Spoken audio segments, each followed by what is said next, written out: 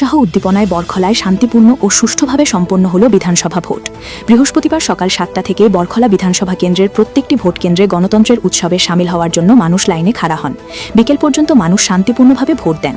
এতে কোনো ধরনের হিংসা, অপ্রীতিকর ঘটনা ছাড়া নির্বিঘ্নে সম্পন্ন হল ভোট। এতে বরখলার মানুষ নিজ ইচ্ছানুযায়ী যার যার প্রার্থীকে ভোট দেন।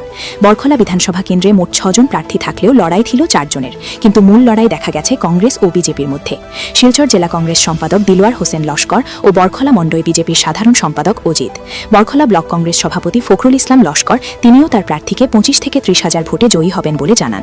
এক কথায় সব সমর্থকরা যার যার প্রার্থীকে 25 থেকে 30 হাজার ভোটে জয়ী হবেন বলে জানা। বরখলা থেকে সুলতান আহমেদ বল লস্করের প্রতিবেদন। আজকে সকাল 7টা থেকে ভোট স্টার্ট হয়েছে। আমরা অনেক সেন্টারে গিয়েছি, Buribail GP, Bangarpara GP, Bhubaneswar GP, Barjatrapur GP, Sheshri GP, বিভিন্ন জিপিতে প্রত্যেকটা বুথে বুথে আমরা ভিজিট করেছি।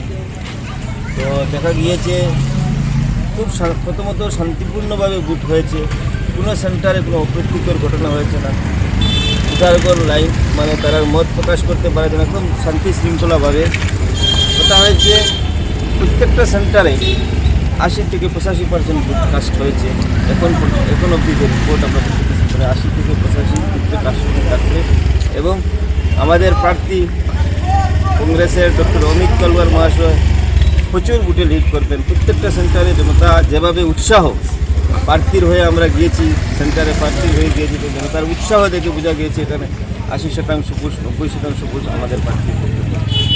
জয় শুধু সময়ের অপেক্ষা, ঘোষণার অপেক্ষা। ভোট দান হয়ে গিয়েছে, জনতা রায় দিয়ে দিয়েছেন ডক্টর অমিত তলওয়ারের। তো প্রথম কথাটা হলো আসামের যে পরিস্থিতির উপরে জনতা এবং আমাদের যিনি প্রার্থী ওনার একটা ব্যক্তিত্ব আছে, উনি একজন ভালো মানুষ হিসাবে পরিচিতি গোটা বড়খলার জনসাধারণের মনে জায়গা করে নিয়েছেন। সেটাই মেন কারণ। উনি প্রত্যেক ধর্ম নিরপেক্ষ প্রত্যেক জাতি জনগোষ্ঠীর মনে জায়গা করে নিয়েছেন। উনি একজন ভালো মানুষ, কাজের লোক, বড়খলার কাজ হবে সেই হিসাবে মতদান ওনার করতে হয়েছে। এবং গোটা আসামে যে একটা কংগ্রেসের হাওয়া এসেছে, গোটা আসামে সরকার করবে কংগ্রেসে, এই সরকারের পক্ষে জনতা আপনার যে কারণে গিয়ে ওনাকে মত। আপনি যেহেতু শিলচর জেলা কংগ্রেসের সম্পাদকের দায়িত্বে আছেন, মানে কত ভোটে লিড করবেন বলে আপনি আশাবাদী? আমার আশা, আজকের যে অ্যাসেসমেন্ট যেটা করেছি আমি, সেই অ্যাসেসমেন্টে 25 থেকে 30 হাজার ডিফারেন্স থাকবে। ধন্যবাদ। 100% আশাবাদী এবার কিশোরনাথ 25 থেকে 30 হাজার ভোটে ব্যবধানে জিতি।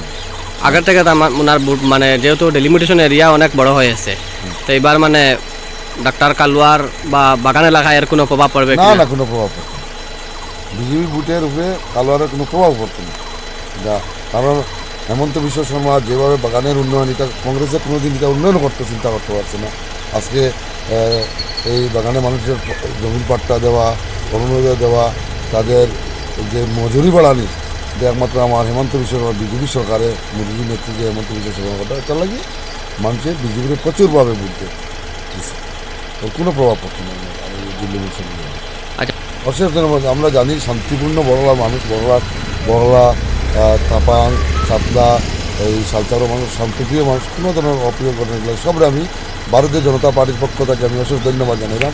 বিশেষ করে বড়লা মণ্ডলের যে এইরকম কোনো ঘটনা ঘটতে লাগে, বড়লা মণ্ডল সব ভোটারদেরকে আমি ধন্যবাদ জানাই।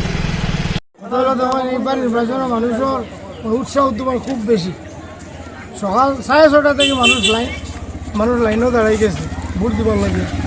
কারণটা হইল যে এবার আমরা কংগ্রেসের যে ক্যান্ডিডেট খুব ভালো মানুষ, এফিসিয়েন্ট মানুষ, ডাক্তার সম্পন্ন মানুষ, তারা যেতেইবার লাগিয়া সব শ্রেণীর মানুষ, হিন্দু হোক, মুসলমান হোক, এসসি হোক, সব মানুষ একযোগে আমরা সেখানে মানে তার পক্ষে ভোট দেব। আমরা আশা করি আমরা কংগ্রেসের জয় কেন 100%। আচ্ছা, মাইনরিটি ভোট মানে কত পার্সেন্ট বিজেপি যেগুলা কোনো ধারণা আছে নি আপনার? এটা তো সামান্য একটা দল থাকে, সামান্য সংখ্যক যাইব, বেশি যাইতো আমার অনুমান আছে।